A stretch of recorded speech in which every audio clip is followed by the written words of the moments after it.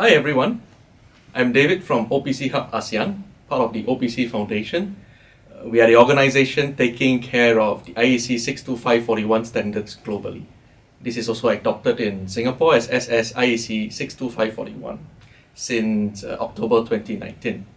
I have the next 10 minutes to talk about connectivity and how easy it is to implement it. Now, we are very familiar what you see here on your screen. It's your laptop. Well, you may have a more fanciful one, but on the side of your laptop you will find USB ports. Maybe USB-B, the bigger one, or the smaller one, USB-C. And what can you do? Right, all these ports here. I can plug in my mouse, I can plug in my thumb drive, I can plug in my printer, and just about anything. This is often taken for granted. And it's often taken for granted. It is so simple, but it comes through a process of standardization. Well, it is not just talking about the ports. We are also talking about the usability. So now let's plug in that printer. So plug in the printer, out pops the screen, it says printer preference. You get to choose the size of your paper, whether you want to print double-sided or whether you want to go for color or grayscale. It's as simple as that. Now, it's regardless of that brand that you use. Right? You can be using an HP printer or you can be using a Brother printer. It comes up with the same pop-up. But not every printer comes with the same features, of course. Now that is the way we use things as a consumer. So if we bring this same USB printer analogy into your shop floor, as you go into Industry 4.0 and start to have more high-tech equipment on the shop floor with automation, robotics, artificial intelligence, your manufacturing production dashboards and so on, mind you, connectivity is crucial. Because regardless of the brands of the machines that we have, or that you have, you want to get them to work together. You want to build your dashboards easily. As easy as plugging in the printer, and then you can get it printed. So what we have in the industry, we have OPC UA. So this was, as I said earlier, this was adopted as a Singapore standard back in October 2019.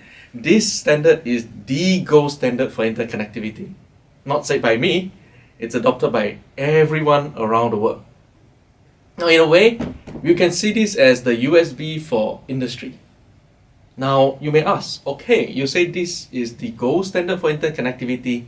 You say this is the USB for industry. How come I have not heard about it? Or why am I not using it yet? But let's say, who is using it? Now, on a global perspective, we have a group of vendors and integrators supporting it.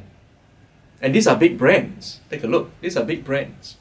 And in the recent years, we also have the manufacturing plants realizing the importance of having standards in connectivity. And these are just some of the big names, all right? I put up some big names for you to see.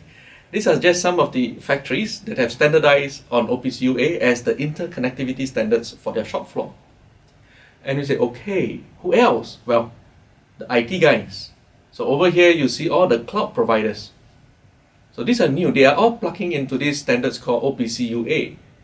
But then again, you may ask, oh, it's too new, right? It's expensive. So I like to share with you that it is a very big misconception that new technology is expensive. It's difficult to learn. It is, in fact, it is going to be a very big and costly mistake to assume that you don't need OPC UA. Or you don't need the interconnectivity standards. The difficulty we face, right? It's when we try to convince end user, the system integrators are not ready, and when we try to convince the machine builders, the end users are not accepting it. Because of this reason, it says, my IT says we are standardizing on this. Oh, any one of you recognize what is this port? Yeah? Any clues? No. For consumer, we are already moving on, but in industrials, many standards are based on 10 years ago, 15 years ago. So then you will start to ask, all right, so you're telling me this is the gold standard for industry, we need interconnectivity, but isn't this just another protocol? Right? I have heard about a Modbus, I've heard about a Profibus. Isn't it the same? Well, first of all, I would like to bring across to you, understand what you need. And when you think you are big enough as a big organization, or whether you're a small factory, especially think about this part, build versus buy, and then also understands what are all the different standards and whatnot out there. So OPC UA talks about industrial interoperability. Modbus, Profibus talks about field buses. And then of course some of your more IT savvy guys will say, hey, how about these standards up here?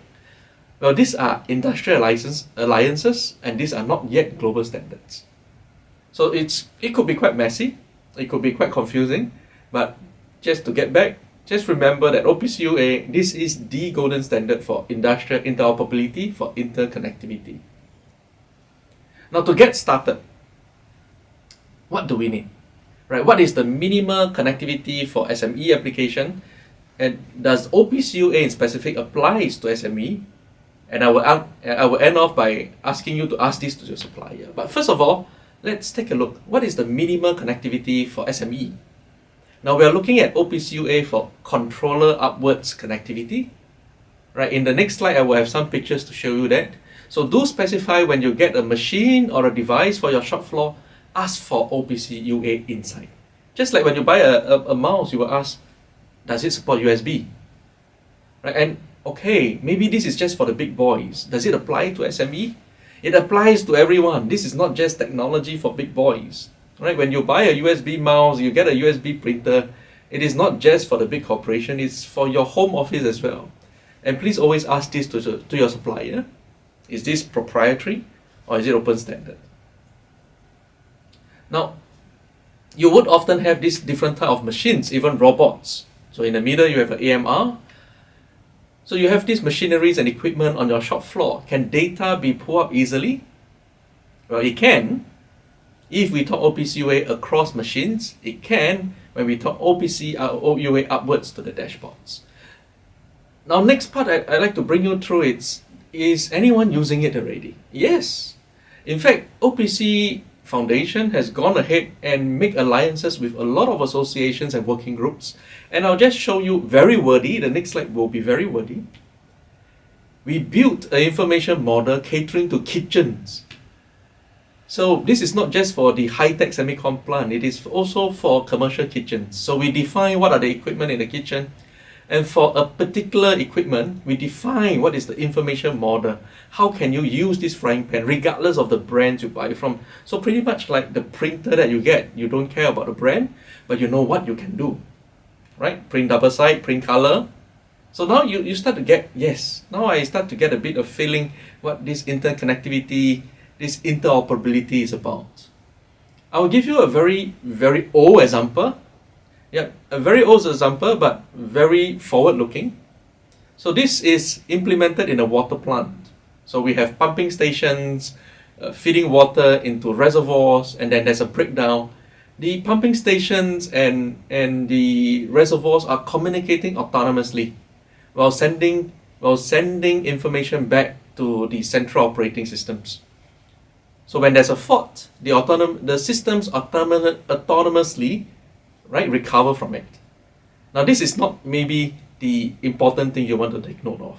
The important thing over here is this.